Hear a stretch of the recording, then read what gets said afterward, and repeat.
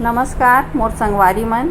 मैं डॉक्टर सुधा वर्मा हूँ और आज मैं आप मन ला एक गर्व के बात बताए बर आए हूँ। वो आए ऑपरेशन सिंदूर, जौन हाल ही में भारत की फौज पाकिस्तान के खिलाफ चलाए गिस। ये ऑपरेशन में हमर बहादुर जवान मन घुसपैठ और आतंकवाद के ठिकाना ला चकनाचूर कर दिस।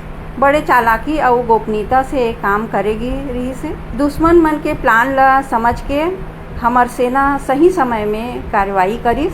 अब बात करत हन कि ऑपरेशन के नाव सिंदूर काहे रखिस।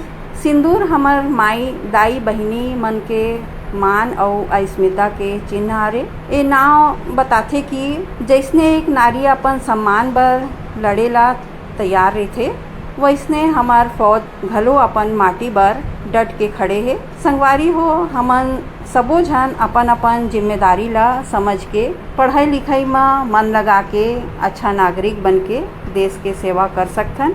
चलो मिलके अपन वीर जवान मन ला सलाम करन, जेन मन अपन जान के परवाह नहीं करके हमर बर सुरक्षा बनाए रथे। जय जोहार, जय हिंद।